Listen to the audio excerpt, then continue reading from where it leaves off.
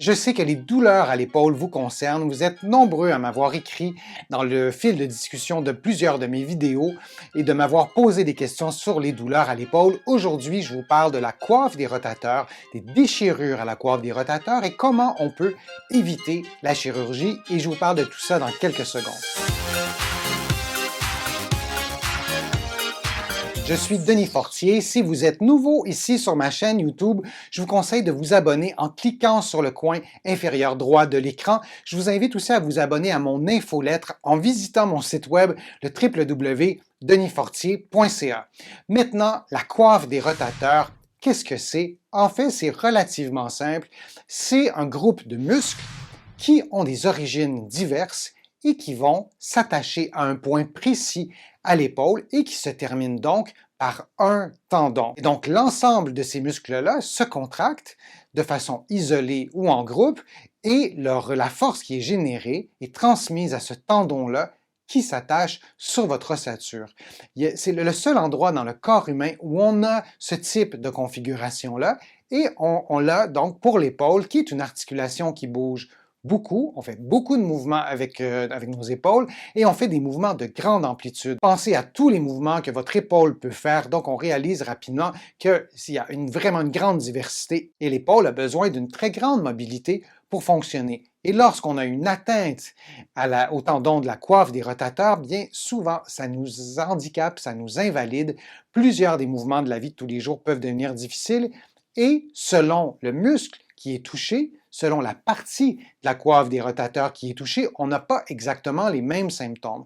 Donc aujourd'hui, dans ma vidéo, je ne vais pas rentrer dans l'anatomie détaillée de la coiffe des rotateurs, mais je veux quand même vous donner des exercices de base, j'en conviens, mais qui doivent être essayés avant de penser à une chirurgie. Bien sûr, si vous avez une déchirure complète du tendon, c'est une autre histoire. Aujourd'hui, je veux vraiment vous donner des conseils dans un contexte de déchirure partielle. Première chose à faire, c'est de consulter un professionnel de la rééducation qui va pouvoir vous évaluer, qui va pouvoir vous conseiller, qui va pouvoir vous faire un programme d'exercice adapté à votre condition. C'est absolument fondamental.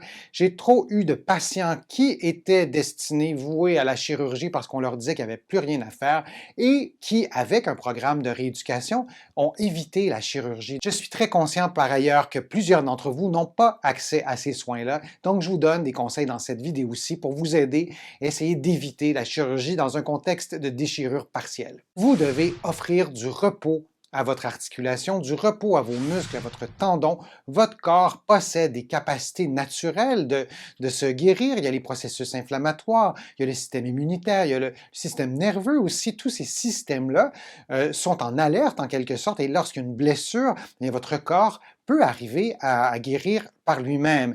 Encore faut-il lui offrir du repos. Donc, reposez votre articulation et parfois, ça ne veut pas dire d'abord de garder votre bras collé sur vous et de l'immobiliser complètement. En fait, ça veut rarement dire ça. Et pour aller chercher ce repos-là, bien sûr, on évite les mouvements qui génèrent une puissance très forte et on évite aussi les mouvements répétitifs, parfois de petits efforts, comme manipuler une souris d'ordinateur, comme faire un mouvement répétitif avec la main par surcroît dans une mauvaise posture, peut en faire en sorte d'entretenir une blessure. Les déchirures à la coiffe des rotateurs sont fréquentes et il faut absolument que vous vous souveniez qu'il y a plusieurs de ces déchirures-là qui ne causent pas de problème. On peut avoir une déchirure en raison d'un accident, d'une blessure sportive ou d'un accident de travail, par exemple, ou on peut avoir aussi une déchirure qui s'installe graduellement et qui est reliée au processus dégénératif. Donc, avec l'avancée en âge, c'est extrêmement fréquent d'avoir des déchirures partielles et il n'y a rien qui me rend le plus triste qu'un patient qui reçoit un diagnostic de déchirure partielle parce qu'il a eu un test d'imagerie médicale qui démontre qu'il y a une déchirure partielle et parfois le problème ressenti n'est pas causé par la déchirure partielle, par un autre problème. Donc, c'est important d'avoir un bon examen clinique pour s'assurer que la déchirure est la cause de votre douleur et la cause du problème parce que, comme je le disais, il y a des déchirures qui sont asymptomatique. Si votre déchirure est bien symptomatique, est bien à l'origine des problèmes de la douleur que vous avez, bien, il faut s'en occuper et il faut absolument essayer de la rééducation avant de penser à la chirurgie. Je n'ai pas de chiffres à vous donner très précis sur la durée du repos. Ça dépend de votre condition physique, ça dépend de la déchirure. Il y a vraiment beaucoup de variables, donc je ne peux pas vous dire combien de temps de repos, mais chose certaine, on ne parle pas d'un repos de 24 heures. On parle d'un repos de plusieurs jours, peut-être quelques semaines, et lorsque vous allez reprendre l'activité, lorsque vous allez reprendre le mouvement, il faut y aller graduellement et il faut s'assurer de rééduquer l'ensemble des muscles de l'épaule.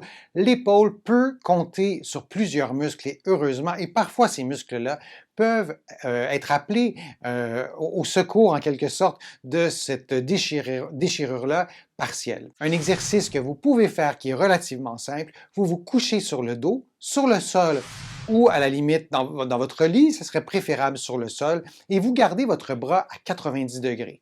Et dans cette position-là, vous faites des petits cercles dans le sens horaire, tranquillement, sans douleur. D'ailleurs, il n'y a aucun exercice que je vous donne qui doit reproduire la douleur, qui doit l'augmenter.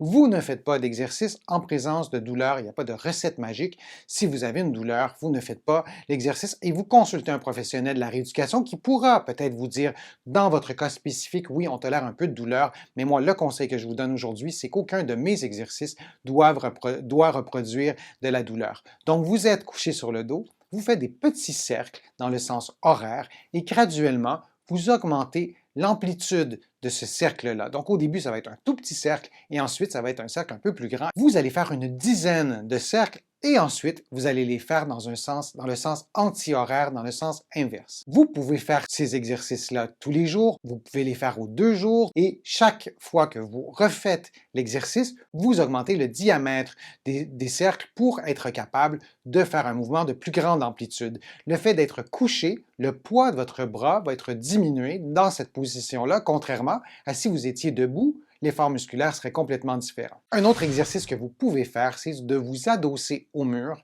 de joindre les mains ensemble et de lever les bras. Dans un contexte de déchirure partielle, il est possible que ce mouvement-là vous fasse mal. Vous arrêtez avant la douleur. Peut-être que le premier mouvement que vous allez faire, vous allez un petit peu déclencher de la douleur en y allant lentement. Il n'y a aucun danger de vous blesser, surtout que vos 2 mains sont jointes, mais vous allez donc à ce moment-là pouvoir apprécier à quel endroit la douleur se manifeste et vous ne vous rendez pas à cet angle-là qui déclenche la douleur et vous allez faire 10 mouvements comme ça, le plus haut possible, mais je me répète, sans déclencher de la douleur et vous allez faire 3 séries.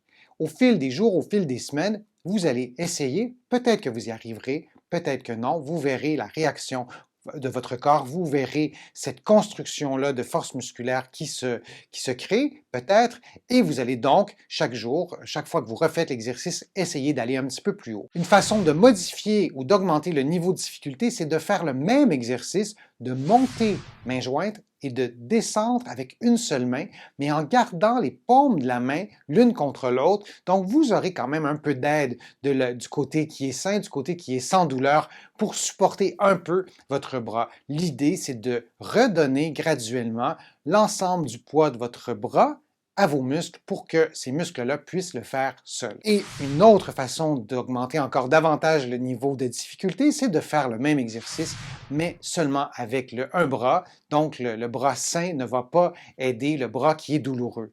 Et graduellement, vous pouvez augmenter la difficulté en tenant un poids et allez-y avec des poids vraiment très légers. Une petite boîte de conserve fera l'affaire au début. Vous faites des séries de 10 et vous répétez 3 séries. Et ces paramètres-là, c'est vrai pour toutes mes vidéos, tous les exercices que je vous donne, ces paramètres-là, vous les adaptez à votre condition physique et aucun exercice doit déclencher la douleur. Un autre exercice que je vous donne ressemble au précédent. C'est un peu la même logique, mais vous allez faire l'exercice adossé au mur et vous allez monter les bras graduellement en longeant le mur. Et dès que vous sentez que la douleur elle est sollicitée, vous allez descendre votre bras et revenir à la position de départ. C'est la même logique, vous allez faire 3 séries de 10 mouvements. Je vous donne un conseil pour faciliter l'exercice parce que dans cette position-là, vous ne pouvez pas vous aider avec l'autre bras. Bien sûr, cette position-là ne s'y prête pas.